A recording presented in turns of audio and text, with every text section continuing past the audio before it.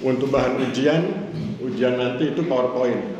Dan nanti ada kewarganegaraan 1, kewarganegaraan 2, kewarganegaraan 3, itu bahan ujiannya. Kemudian sesudah itu nanti kita bedah buku-buku yang relevan, tapi itu hanya untuk memperkaya pengetahuan, sedangkan materi intinya di PowerPoint itu. Oleh sebab itu, saya mohon Anda serius baca PowerPoint-nya, supaya kemudian nanti ketika ujian jawabannya lebih enak dibaca gitu ya. Oke, ada 5 orang yang ingin tampil ke depan. Yang pertama siapa? Sukarela dulu. Ya, 1. Yang 4 orang lagi mohon siap ya. Ya, yang pertama Putri, silakan. Selesai ini saya mohon yang laki-laki ya. Pakai ini kartu perlu ini enggak? Oh ya, silakan.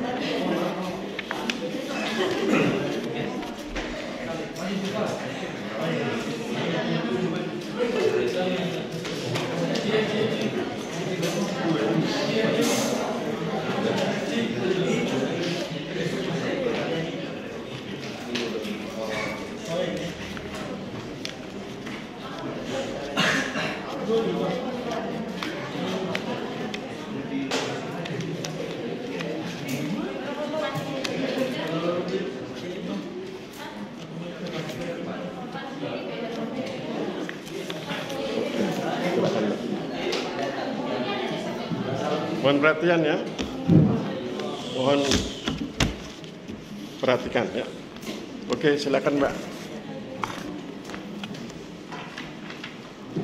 Assalamualaikum warahmatullahi wabarakatuh. Waalaikumsalam warahmatullahi wabarakatuh. Baiklah, yang pertama slide yang menarik menurut saya yaitu slide yang ke-11. Ya, lihat slide ke-11. Pengembalian tugas ABRI. Pengembalian tugas ABRI, ya. Apa yang menarik Mbak dari situ? Di situ sudah dijelaskan bahwa ABRI adalah singkatan dari Angkatan Bersenjata Republik Indonesia. Dui fungsi ABRI adalah fungsi tempur dan fungsi pembina wilayah atau pembina masyarakat. Yang pertama yaitu TNI. Tugas dari TNI sudah dijelaskan dalam rumusan pasal 30 ayat 3, yaitu Tentara Nasional Indonesia terdiri atas Angkatan Darat, Angkatan Laut, dan Angkatan Udara sebagai alat negara bertugas mempertahankan, melindungi, dan memelihara keutuhan dan kedaulatan negara. Dan juga terdapat dalam undang-undang yang mengatur tentang TNI, yaitu Undang-Undang Nomor 34 Tahun 2004. Yang kedua yaitu Polri. Tugas dari Kepolisian Negara Republik Indonesia sudah dijelaskan dalam rumusan pasal 30 ayat 4, yaitu Kepolisian Negara Republik Indonesia sebagai alat negara yang menjaga keamanan dan ketertiban masyarakat, bertugas melindungi, menjaga keamanan dan ketertiban masyarakat, bertugas melindungi, mengayomi, melayani masyarakat, serta menegakkan hukum. Di sana yang saya ingin beri pertanyaan, Pak, jelaskan sejak kapan TNI dan Polri dipisahkan dari ABRI dan mengapa TNI dan Polri harus dipisahkan? Ya, jadi TNI dan Polri itu dipisahkan berdasarkan undang-undang yang berlaku ya. Maka kemudian Anda lihat undang-undangnya, ya, itu nomor sekian tahun 2001, nomor sekian tahun 2002, nomor sekian. Jadi lihat tahunnya itu, ya. Itu menunjukkan bagaimana TNI dan Polri dipisahkan. Meskipun nanti Anda juga bisa lihat di aspek politiknya. Aspek politiknya adalah sejak presiden siapa kemudian TNI dan Polri dipisahkan. Dan kalau kita lihat dari dinamika sosialnya, TNI dan Polri dipisahkan sejak reformasi ya. Jadi ketika kemudian orang mulai tidak lagi sepakat dengan peran sospol TNI, peran sospol ABRI, peran sosial politik, karena menurut mereka yang tidak sependapat itu, kalau bicara tentang politik itu kewenangannya ada di tangan sipil. Maka kemudian dari situlah kemudian TNI dikembalikan ke barat, Polri juga khusus menangani kriminalitas, maka kemudian urusan politik ditangani oleh orang-orang sipil. Bagaimana dengan TNI dan Polri yang pensiunan? Nah, kalau itu sudah dianggap sipil, ya. Mereka sudah dianggap sipil dan dipersilahkan. Nanti Anda bisa lihat bagaimana kepala daerah mantan TNI kan ada, kepala daerah mantan Polri juga ada. Jadi pada intinya adalah mengembalikan urusan sosial politik kepada pihak sipil.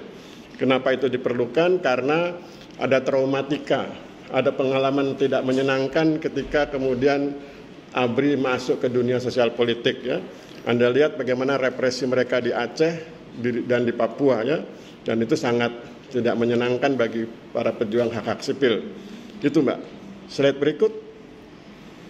Yang kedua yaitu slide 4 tentang demokrasi di Indonesia. Slide keempat. Oke, terus apa yang menarik? Yang bagian demokrasi terpimpin. Oke, terus? Demokrasi terpimpin adalah sebuah demokrasi yang sempat ada di Indonesia yang seluruh keputusan serta pemikiran berpusat pada pemimpinannya saja. Pada saat itu, jabatan kepala negara dipegang oleh Soekarno. Masa demokrasi terpimpin berlangsung sejak dikeluarkannya dekret presiden 5 Juli 1959 sampai 1965. Pertanyaannya Pak, apa kekurangan dan kelebihan sistem demokrasi terpimpin? Oke, kita scan sebentar ya, kita lihat secara sekilas sejarah demokrasi di Indonesia di PowerPoint yang keempat. Ada istilah persiapan demokrasi tahun 1945 sampai tahun 1948 ya. Itu disebut persiapan demokrasi karena pada saat itu tokoh-tokoh politik kita belum mengurus negara dalam aspek politik sebagaimana yang dimaksud di dunia ilmu, sebagaimana ilmu politik. Mereka mengurus negara seperti mengurus rumah tangga. Memang guyup, memang rukun, tapi itu belum profesional dari aspek politik. Itu di persiapan demokrasi tahun 45 sampai dengan tahun 1948. Kemudian kita mulai masuk demokrasi liberal, sudah mulai banyak partai politik. Nah, itu di tahun 48 sampai tahun 1959. Dan kemudian jangan lupa ada pemilu yang sangat demokratis di tahun 1955 ya. Pemilu yang demokratis yang dimenangkan oleh NU, PNI dan PKI. Kemudian masuk di tahun 59 sampai 66 itu demokrasi terpimpin. Sampai kemudian nanti Soekarno jatuh, digantikan oleh Soeharto, masuk demokrasi Pancasila versi Orde Baru. Jadi Orde Baru itu menerjemahkan Pancasila versi beliau, versi mereka, kemudian mereka menerapkan itu berdasarkan versinya. Yang kemudian dikritik ketika kita melakukan ketika kita melakukan reformasi. Kita beranggapan bahwa Pancasila yang diterapkan itu tidak sesuai dengan nilai Pancasila yang sebenarnya karena ada aspek represi yang sangat kuat di era Orde Baru. Kemudian masuk demokrasi Pancasila era reformasi. Nah, pertanyaannya adalah apakah para pemimpin kita di masa lalu itu salah? Apakah para pemimpin di masa lalu itu melakukan kejahatan dengan tanda kutip? Maka jawabannya tidak. Jadi saya katakan bahwa nanti Anda ingat pepatah ya atau istilah ya yang mengatakan bahwa segala sesuatu itu akan indah pada waktunya. Ya, segala sesuatu akan indah pada waktunya. Soekarno itu indah di era Soekarno, Soeharto indah di era Soeharto, dan seterusnya presiden-presiden berikutnya indah di eranya. Megawati, Gus Dur, Jokowi indah di era Jokowi sampai tahun 2024. Sesudah itu kita akan masuki periode baru, presiden yang baru yang entah siapa. Artinya mereka indah pada waktunya. Kenapa kemudian mereka diganti? Karena mulai nampak tidak indah. Soekarno itu mulai nampak tidak indah ketika di akhir-akhir 64-66. Ketika dia mulai terlihat ada jarak antara beliau dengan rakyatnya. Beliau nampak kurang mampu mengurusi ekonomi sehingga kemudian masyarakat harus antri beras, antri minyak tanah, antri minyak goreng dan lain sebagainya di masa itu, dan kemudian inflasi sampai mencapai 600%. Maka artinya Soekarno mulai tidak mampu menangani ekonomi. Ketidakmampuan di bidang ekonomi diperparah lagi oleh, saya menyebutnya kecelakaan sejarah ya, ketika kemudian PKI melakukan kudeta. Nah, pertanyaan menariknya adalah ketika PKI melakukan kudeta, apakah itu kesalahan Soekarno? Jawabannya tidak. Itu kesalahan PKI melakukan kudeta. Saya ingin kasih contoh sebuah ilustrasi pada Anda. Bila saya hadir di depan kelas, kemudian saya bilang Mahasiswaku sekalian, mari kelas H ini kompak bersatu agar supaya nilai kalian baik. Kemudian tiba-tiba dari belakang sana melempar kursi ke saya. Pertanyaannya, apakah ucapan saya salah? Enggak. Yang melempar kursi yang salah karena merusak persatuan. PKI itu seperti itu, melempar kursi ke depan sehingga kemudian Soekarno juga agak sibuk, dengan tanda kutip ya, harus sibuk menghadapi orang-orang yang menentang beliau, harus sibuk menghadapi orang-orang yang mencerca beliau karena beliau tidak berkenan membubarkan PKI. Pertanyaan berikutnya adalah, mengapa beliau tidak berkenan membubarkan PKI? Lihat sejarahnya, Soekarno itu tipe orang nasionalis sama dengan Muhammad Yamin, seperti yang saya sampaikan di soal ujian itu. Sama-sama orang yang sangat mencintai kebangsaan, dan ciri orang nasionalis adalah menghormati segenap elemen bangsa. Ciri orang nasionalis itu menghormati segenap elemen bangsa. Dan bagi Soekarno, komunis itu bagian dari elemen bangsa. Makanya kemudian beliau punya konsep Nasakom, ya, nasionalis, agama, dan komunis. Bagi beliau itu semua elemen bangsa yang harus dipersatukan. Soal kemudian komunisnya melempar kursi, mengkhianati, itu urusan PKI-nya, bukan urusan Soekarno. Ya. Jadi itu yang kemudian saya bilang bahwa segala sesuatu indah pada waktunya, Soekarno indah pada waktunya, Soeharto indah pada waktunya, Gus Dur, Megawati, SBY, Jokowi, dan lain-lain. Mereka indah pada waktunya. Nah, kalau kemudian pertanyaannya, bagaimana di era akhir kekuasaan Soekarno, di era demokrasi terpimpin, di situ yang kemudian banyak dikritik oleh ahli-ahli politik, karena tidak boleh ada demokrasi itu terpimpin. Ya, itu yang dikritik oleh para ahli politik, tidak boleh ada demokrasi terpimpin. Karena kalau demokrasi terpimpin berarti bukan demokrasi. Kalau demokrasi didominasi oleh kekuasaan satu orang, itu bukan demokrasi, itu otoritarian. Ya, itu yang bisa saya jelaskan. Tadi pertanyaannya kan, bagaimana dengan era demokrasi terpimpin, apa bagusnya, apa jeleknya?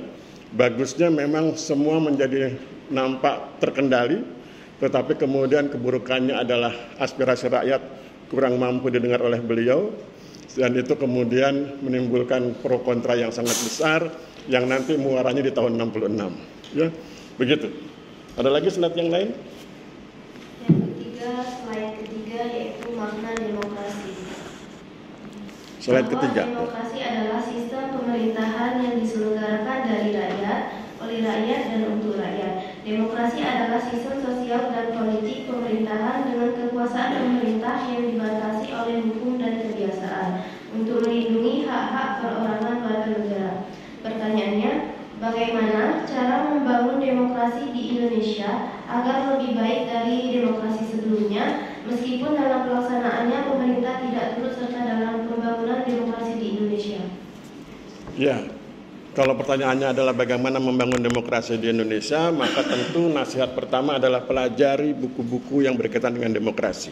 Ya, jadi kalau ada tokoh, ya, misalnya ada tokoh atau anggota DPR bertanya pada Anda, Mbak, Mas, apa saran Anda sebagai mahasiswa agar demokrasi Indonesia bisa bagus? Maka jawabannya adalah, silakan bapak-bapak anggota DPR, ibu-ibu anggota DPR belajar tentang demokrasi. Baca literaturnya. Karena kan kita tidak boleh mengerjakan sesuatu kalau tidak tahu ilmunya. Jangan sholat kalau nggak tahu ilmu sholat. Jangan berhaji kalau nggak tahu ilmu haji. Jangan berbuat baik kalau tidak tahu ilmu berbuat baik, kan begitu. Walaupun berbuat baik itu baik, tapi kalau tidak tahu tekniknya itu jadi tidak baik.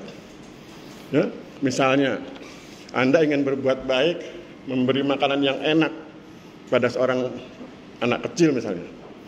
Kemudian Anda berikan segala macam makanan yang akhirnya anak kecil itu jadi muntah karena terlalu banyak. Itu kan kebaikan yang tidak baik. Atau Anda ingin memberi kebaikan pada seseorang, tetapi kebaikan itu diberikan terus-menerus sehingga yang bersangkutan mengalami ketergantungan, maka menjadi tidak baik. Ya. Jadi berbuat baik ada ilmunya, berdemokrasi ada ilmunya, baca ilmunya, baca pelajari literaturnya, maka kemudian itu menjadi bagus. Yang ingin saya sampaikan pada Anda bukan bagaimana membuat demokrasi Indonesia menjadi baik, karena kalau itu tentu tinggal baca ilmunya. Saya justru ingin menyampaikan kritik, ya. Kritik bagaimana sulitnya menerapkan demokrasi di Indonesia. Sekarang mari kita bicara tentang negara hukum. Ya. Orang sering menggembar-gemborkan Indonesia itu kan negara hukum. Tapi Anda harus mengerti bahwa hukum di Indonesia dibuat bersama-sama oleh pemerintah dan DPR.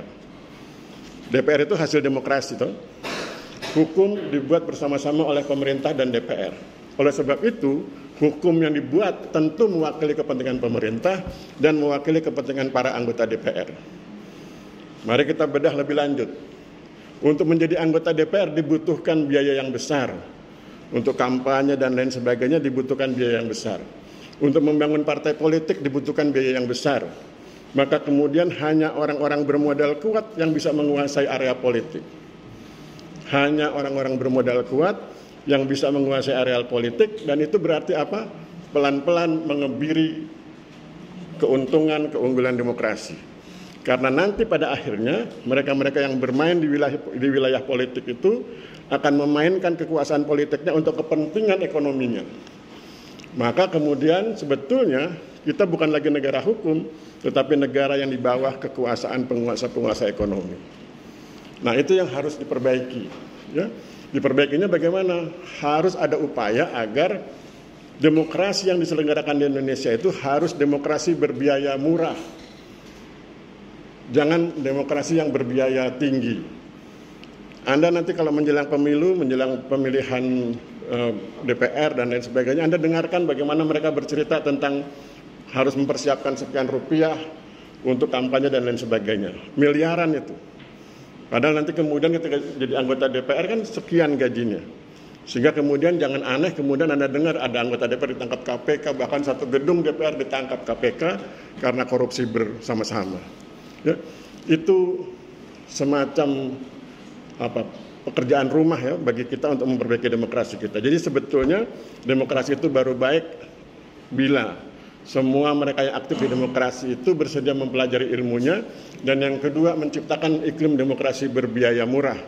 Karena iklim demokrasi berbiaya mahal hanya akan menguntungkan mereka-mereka yang bermodal kuat. Di pertemuan yang sebelumnya kita pernah tampilkan slide, atau mungkin ketika belajar Pancasila, slide tentang demokrasi di Amerika itu ya.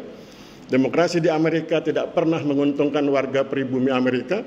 Anda tidak pernah dengar ada orang Indian, suku asli Amerika jadi presiden. Ya, karena apa? Karena kalah jumlah dan kalah modal. Nah, kita harus mencegah agar demokrasi Indonesia tidak seperti demokrasi Amerika. Karena kalau demokrasi Indonesia seperti demokrasi Amerika, maka orang-orang pribumi tidak akan pernah menjadi pemimpin karena kalah jumlah dan kalah modal dari mereka-mereka yang punya kekuasaan ekonomi yang besar. Ya. Itu Mbak. Habis? Oke, aplaus buat beliau. Terima kasih.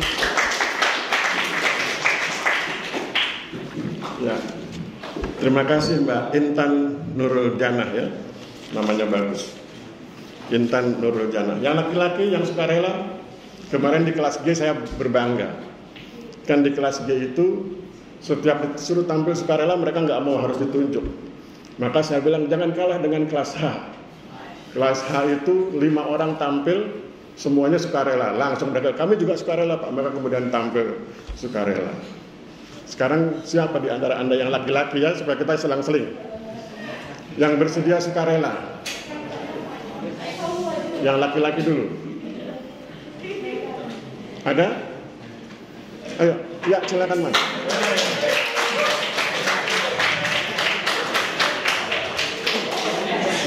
Oh, ini enggak?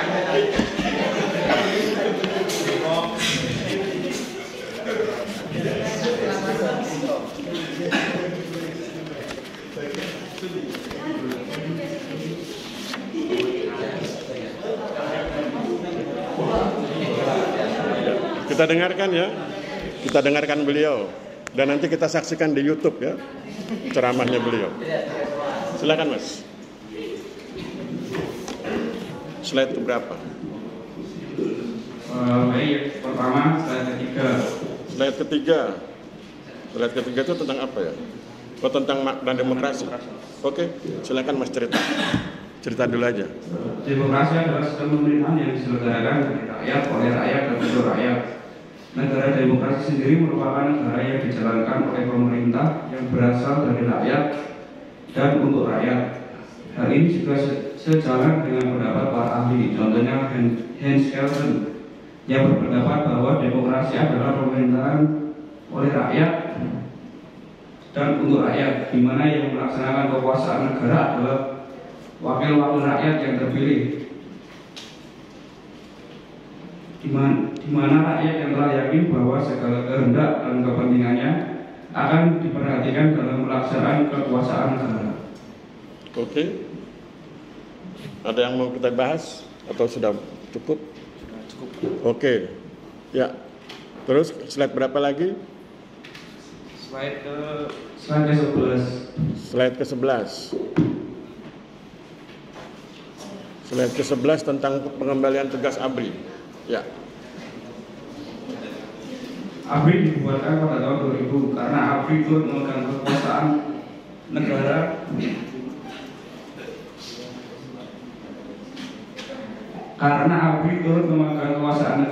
membuat demokrasi menjadi terkikis.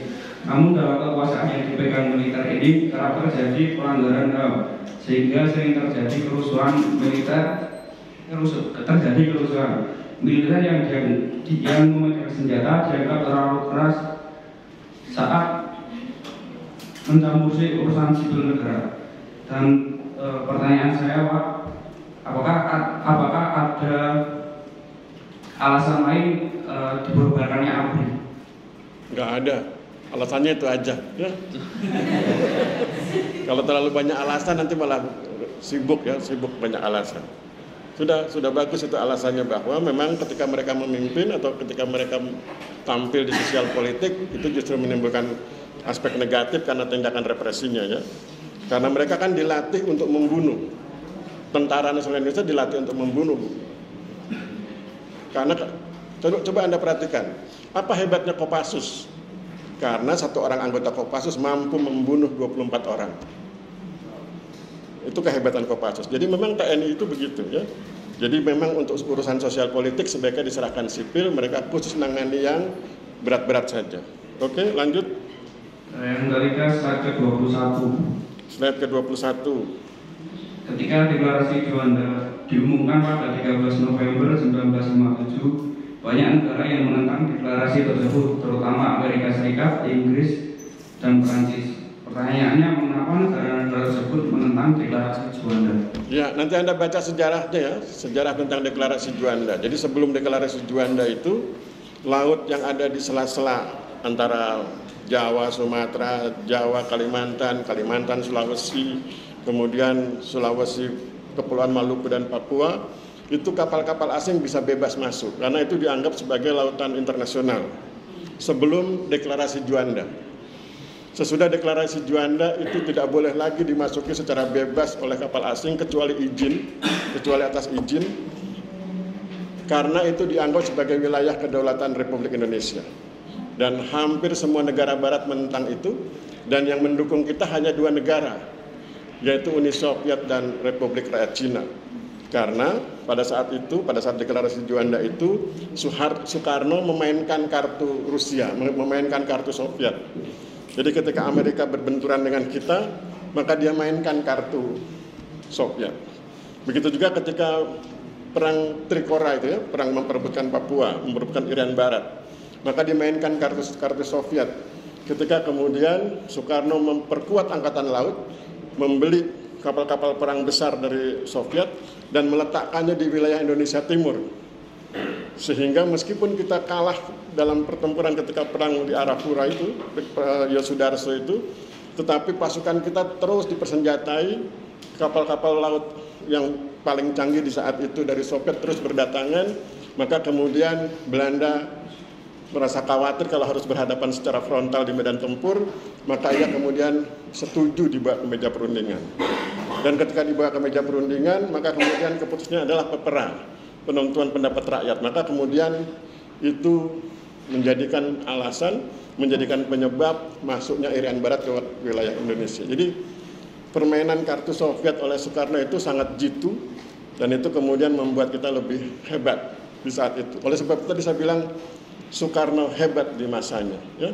Jadi tanpa Soekarno mungkin kita akan kesulitan menghadapi desakan negara-negara barat untuk memasuki wilayah Indonesia secara bebas dengan anggapan itu laut internasional, maka kemudian kita bikin deklarasi Juanda dan kemudian itu didukung oleh dua negara besar yaitu Uni Soviet dan Cina, ya, begitu. Berikutnya. Sudah. Oke, applause buat beliau. Terima kasih. Terima kasih buat Tri, ya. Tri Astatama. Oh, tulisannya kurang bagus, ya. Berikutnya siapa yang Putri? Putri Sukarela. Ayo. Saya hitung sampai 3. Oh ya. Silakan. Applause buat beliau. Kalau Anda bisa 5 orang sukarela begitu, kalau Anda bisa 5 orang sukarela, nanti saya umumkan di kelas G. Kelas A 5 orang sukarela. Sehingga nanti kelas G kan juga, wah masa. Itu teknik dosen memprovokasi, ya.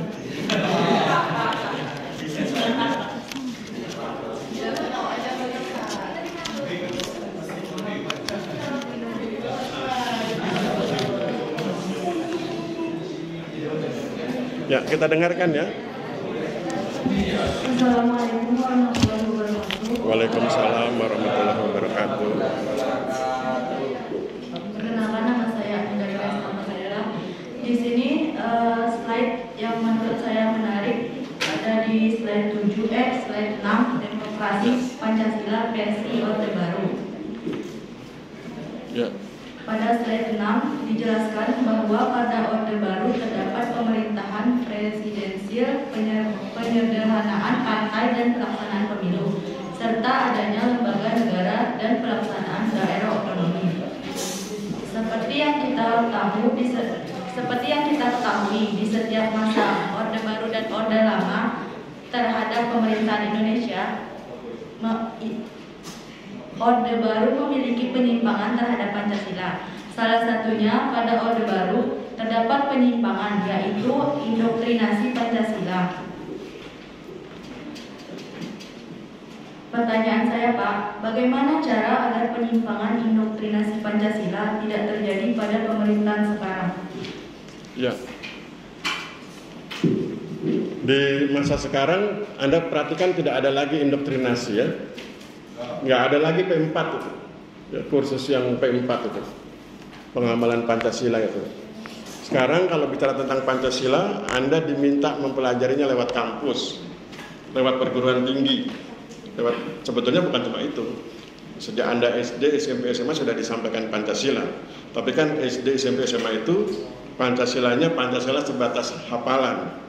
Begitu Anda masuk kampus, versi Pancasila sudah versi Pancasila aplikatif. Maka saya sering bilang yang kita kerjakan itu adalah Pancasila terapan, bukan Pancasila doktriner, bukan Pancasila yang diindoktrinasi, tapi Pancasila yang diterapkan. Kalau Anda baca buku-buku saya, itu sebetulnya bicara tentang Pancasila terapan, bagaimana Pancasila itu diterapkan di hal-hal yang berkaitan dengan agraria.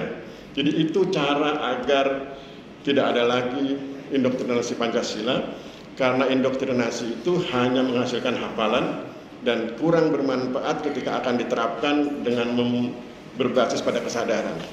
Jadi kalau basisnya adalah kesadaran, maka bukan indoktrinasi, tapi membangun kesadaran, membangun rasionalitas. Seperti yang saya selalu sampaikan pada Anda itu. Kalau bicara Pancasila itu bukan hanya untuk kepentingan bangsa dan negara. Kalau bicara Pancasila itu sebetulnya juga untuk kepentingan Anda sebagai pribadi. Menjadi orang yang religius itu kepentingan Anda sebagai pribadi, bukan kepentingan bangsa dan negara. Menjadi orang yang humanis itu kepentingan pribadi. Menjadi orang yang nasionalis juga kepentingan pribadi. Mencintai tanah air itu kan bagian dari rasa Anda bersyukur pada Tuhan Yang Maha Esa. Kalau Anda nggak bersyukur kan nanti Allah bilang azabnya sangat pedih.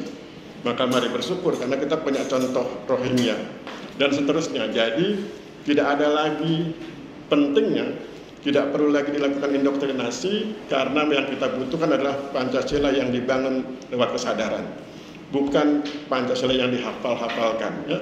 Begitu. Berikutnya Slide 9. Slide ke-9. Undang-Undang Dasar 1945. Hal yang menarik, pada waktu tahun 1999 sampai 2002, Undang-Undang Dasar telah diamandemen sebanyak 4 kali dan ditetapkan dalam sidang MPR. Seperti yang kita ketahui, ada banyak dampak negatif dan dampak positif yang ditimbulkan dari amandemen Undang-Undang Dasar 1945 dalam kehidupan berbangsa dan bernegara. Pertanyaannya, Pak, apakah dampak negatif yang ditimbulkan dari amandemen Undang-Undang Dasar 1945 dalam kehidupan berbangsa dan bernegara? Ya, kalau pertanyaan adalah apakah ada dampak negatifnya, segala sesuatu ada dampak negatif, ada dampak positif. Segala sesuatu akan ada pro dan kontra. Ya. Sekarang kita akan bahas apa alasannya mereka yang kontra amandemen. Mereka yang kontra amandemen beranggapan bahwa Undang-Undang Dasar 1945 yang telah diamandemen bukanlah Undang-Undang Dasar 1945. Saya ulangi kalimatnya. Bagi orang-orang yang kontra amandemen, amandemen atas Undang-Undang Dasar 1945 telah menjadikan Undang-Undang Dasar tersebut bukan lagi Undang-Undang Dasar 1945, tapi Undang-Undang Dasar yang diamandemen. Tahunnya sudah disesuaikan dengan tahun yang terkini. Itu alasan pertama. Alasan yang kedua, teknik amandemennya keliru. Ya, seperti yang saya pernah sampaikan di kelas ini juga, bahwa ada perbedaan antara amandemen teknik Indonesia, cara Indonesia, dengan amandemen cara Amerika. Di Amerika itu kalau bicara tentang amandemen, itu ada dokumen konstitusinya yang asli, kemudian amandemennya itu dilampirkan di belakang. Jadi kalau Anda ingin lihat aslinya, lihat konstitusinya. Kalau ingin lihat perubahannya, lihat amandemen. Amandemen kesekian.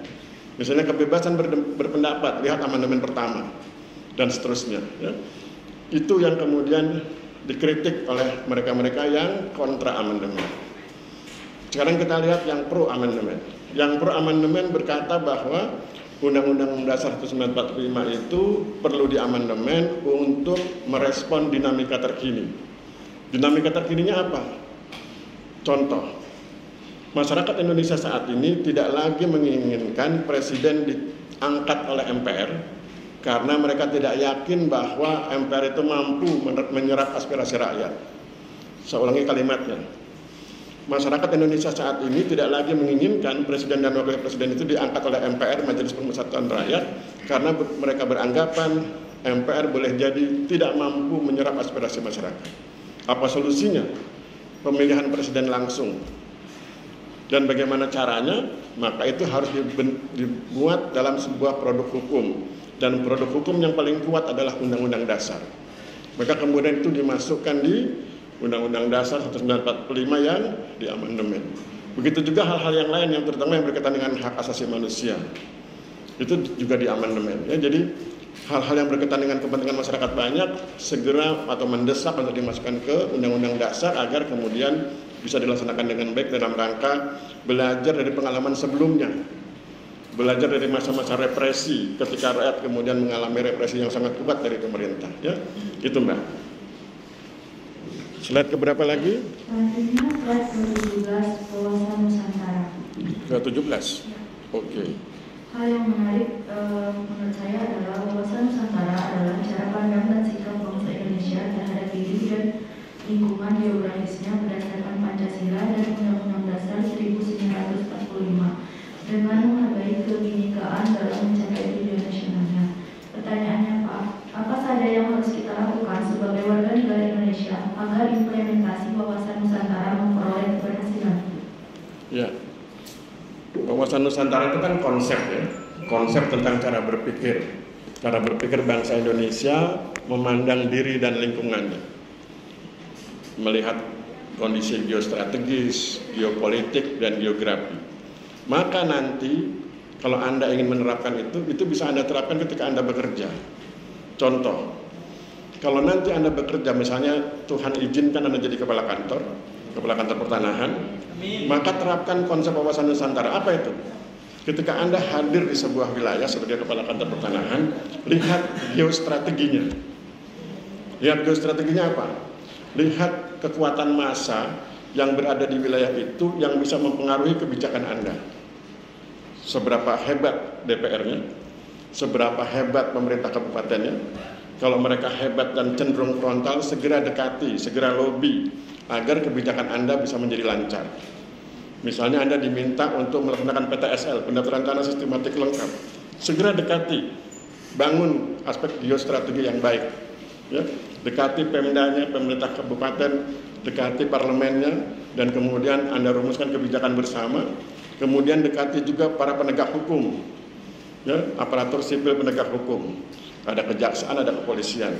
Itu dikerjakan oleh para kepala kantor di hampir banyak wilayah di Indonesia, dan ketika saya penelitian itu diterapkan di Madiun. Anda baca buku saya, judulnya Partisipasi Masyarakat di Bidang Pertanahan, itu ada bagian cerita tentang Madiun, itu kepala kantornya begitu. Dia dekati pemerintah Kabupaten Madiun, dia dekati parlemennya, dia dekati kejaksaan, dia dekati kepolisian, secara berkala bikin rapat koordinasi, maka semua kegiatan proyek menjadi lebih mudah. Ya, itu namanya geostrategi. Perhatikan geografinya, lihat lingkungan wilayahnya. Apakah Anda bertugas di wilayah yang bergelombang atau datar? Tentu kebijakannya berbeda. Ya. Kalau di wilayah yang bergelombang, Anda harus punya perhatian yang besar pada penggunaan tanahnya agar tidak terjadi longsor. Kalau wilayahnya datar, Anda perhatikan kebijakan yang bisa membangun ekonominya. Itu geografi. Ada geostrategi, ada geografi. Dengan memahami dua itu, maka besar kemungkinan Anda sukses sebagai kepala kantor. Dan itu diambil dari mana? Diambil dari konsep wawasan Nusantara. Jadi belajar wawasan Nusantara bukan sekedar hafalan, tapi mencari esensinya, simpan di memori. Ketika Anda bekerja, terapkan itu dengan baik. Ya, itu gunanya kita belajar PPKN. Ya. Berikut, oh sudah. Oke, aplaus buat beliau. Aninda Gresta Parahila ya. Nama anak-anak sekarang susah dibaca ya. Kalau zaman saya kan namanya kan Sukamto, Surono, Sutaryono, kan gampang. Kalau zaman sekarang susah. Aristiono Nugroho kan gampang ya. Ini orang ketiga, orang keempat. Kita butuh 2 orang lagi. Orang keempat berarti, oh ya.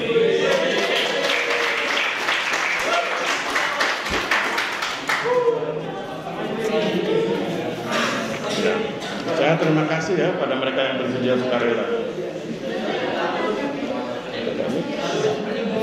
Kita dengarkan beliau ya. Dengarkan di kelas, nanti saksikan di YouTube ya. Silakan Mas. Kalau mau diulas. Slide ke berapa?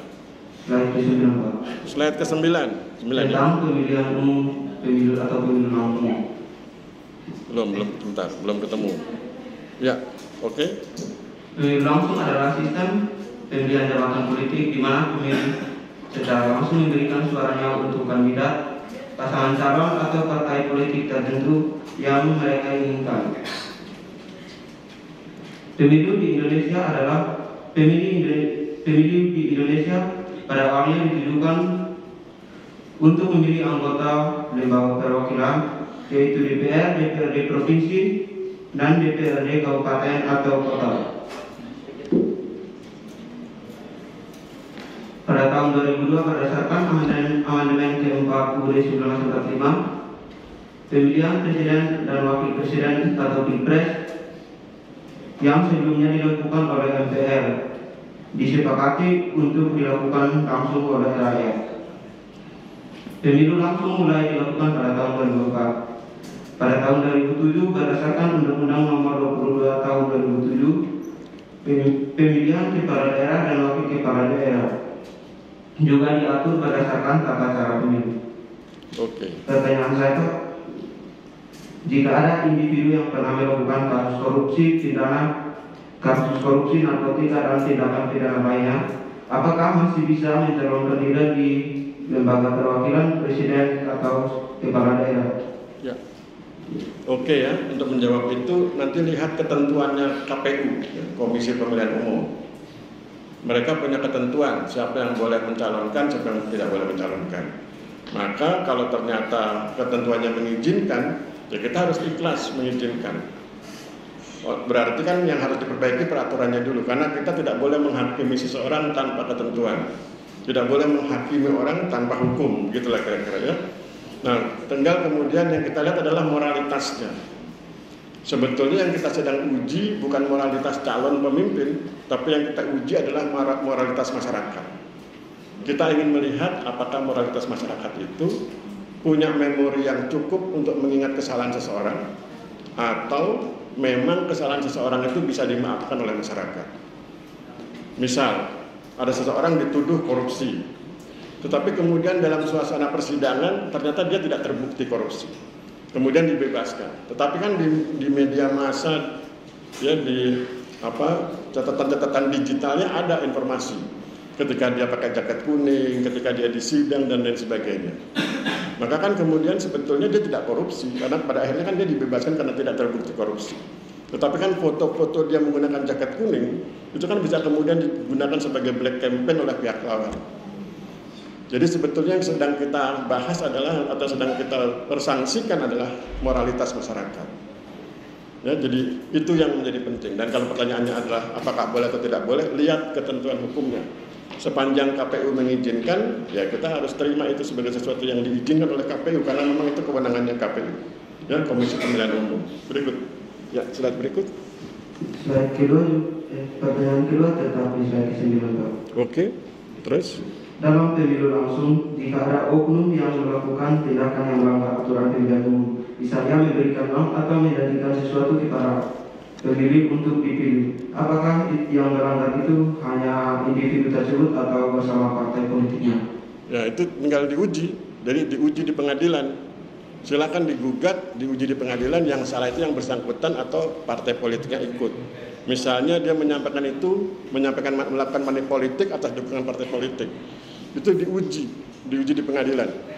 Kita tidak boleh berasumsi, ya. Kita kan berasumsi, oh ini berarti korupsi, oh ini berarti partai politiknya ikut, oh ini berarti money politik. Tergantung ujian di pengadilannya. Kalau ternyata di pengadilan tidak terbukti kan nggak boleh. Ya, itu jadi fitnah. Jadi apa hikmahnya? Anda harus belajar mempercayai pengadilan. Belajar mempercayai pengadilan meskipun kadang-kadang ada keputusan pengadilan yang tidak sepakat atau yang tidak Anda sepakati. Tapi itulah hukum dunianya. Hukum dunia kan begitu. Makanya kadang-kadang ada yang dibilang nanti kita ketemu di pengadilan akhirat. Itu kalau sudah frustasi menghadapi hukum dunia yang kacau balau itu, dia bilang nanti ketemu di pengadilan akhirat. Tetapi itulah dunia, ya. Jadi Anda harus mengerti bahwa sepanjang itu sudah diputuskan oleh pengadilan, berarti itu punya kekuatan hukum. Kekuatan hukum itu kan 3, ya. Kekuatan berlaku, kekuatan mengikat, dan kekuatan memaksa. Itu yang kemudian menjadi dasar pertimbangan apakah itu perlu Anda sikapi atau bisa Anda abaikan, ya. Oke, begitu. Apa lagi? Yang ketiga di slide ke-14. Slide terakhir, ya. Di ke-14. Slide ke-14. Ya. Aspek kewilayahan. Slide ke-14, aspek kewilayahan Nusantara. Pengaruh geografi merupakan suatu fenomena yang perlu diperhitungkan karena Indonesia kaya dengan aneka sumber daya alam dan suku bangsa. Iya. Apa yang mau kita diskusikan? Kamu dari mana? Dari NTT, Pak. Dari NTT. Berarti kamu yang ikut Pulau Pasir tuh? Apa pendapatmu tentang Pulau Pasir? Gantian, ya, saya yang tanya. Apa pendapatmu tentang Pulau Pasir? Kan orang NTT harus tahu itu. Ya. Apa pendapatmu? Kamu bangga tuh sebagai orang NTT, bangga tuh? Ya. Beliau kan bangga sebagai orang NTT, berani. Ya, apa pendapatmu tentang Pulau Pasir? Kalau nanti di ujian keluar gimana? Jelaskan pendapat Anda tentang Pulau Pasir.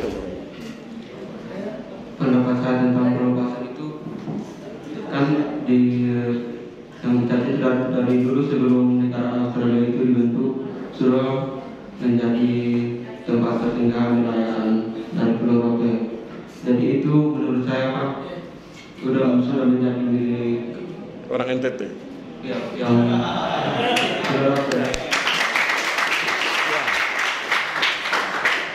Yang kita hormati keberaniannya, ya. Soal kemudian kalah dalam hukum internasional itu kan hal yang biasa, ya.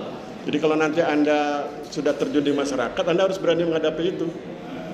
Misalnya Anda merasa dirugikan, gugat ke pengadilan.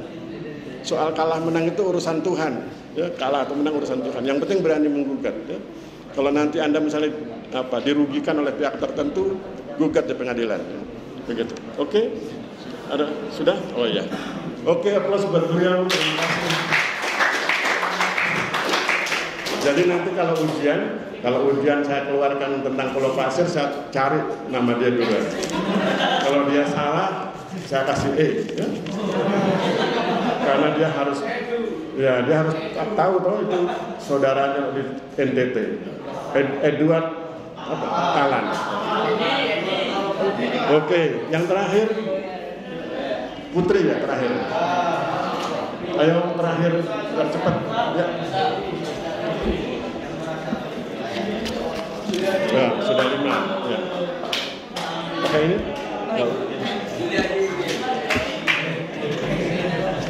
Terima kasih ya terima kasih pada kelas H yang sudah bersedia mengikuti kuliah saya. Terima kasih sudah menampilkan 5 orang mahasiswa terbaiknya. Ya.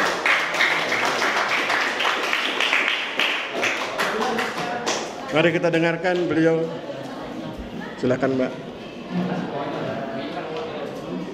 Slide keberapa? Yang menarik untuk didiskusikan Slide ini slide kedua. Ya Pak, makna demokrasi. Slide kedua ya. Oke, silakan Mbak. Demokrasi adalah bentuk pemerintahan di mana semua warga negaranya memiliki hak setara dalam pengambilan keputusan yang dapat mengubah hidup mereka. Demokrasi mengizinkan warga negara berpartisipasi baik secara langsung maupun melalui perwakilan dalam perumusan, pengembangan, dan pembuatan hukum. Oke. Ada yang mau kita sharing apa hikmahnya? Kita bisa memilih slide 2 Pak, karena demokrasi adalah sistem pemerintahan yang diselenggarakan dari rakyat, oleh rakyat, dan untuk rakyat. Demokrasi mengizinkan warga negara berpartisipasi baik secara langsung maupun melalui perwakilan dalam perumusan, pengembangan, dan pembuatan hukum.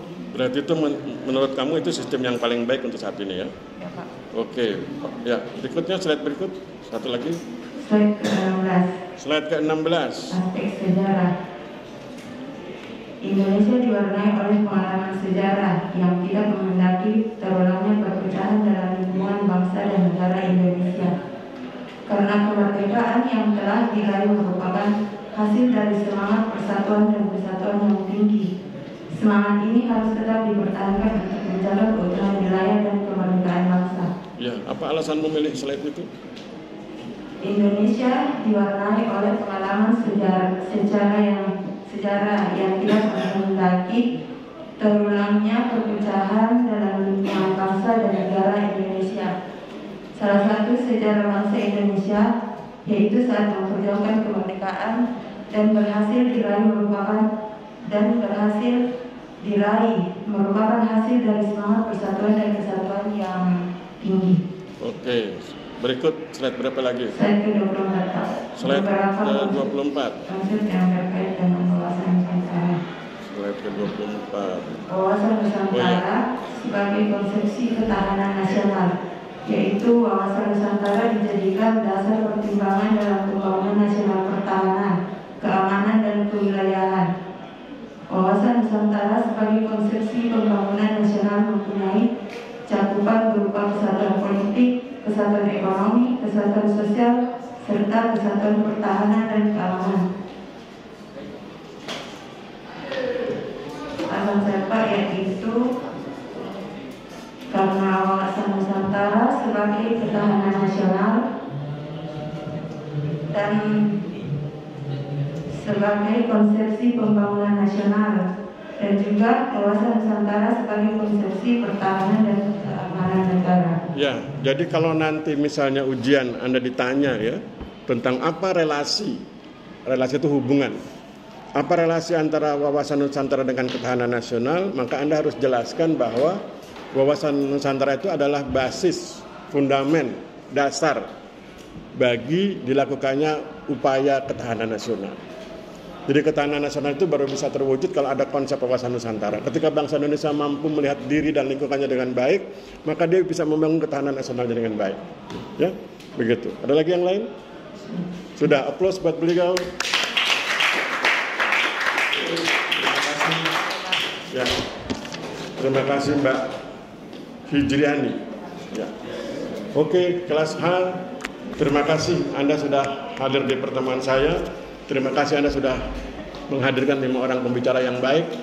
Mudah-mudahan kemudian pertemuan-pertemuan berikut bisa lebih meriah ya. Terima kasih, saya akhiri. Wabillahi taufiq wal hidayah. Wassalamualaikum warahmatullahi wabarakatuh. Salam sejahtera buat kita semua. Terima kasih dan selamat siang.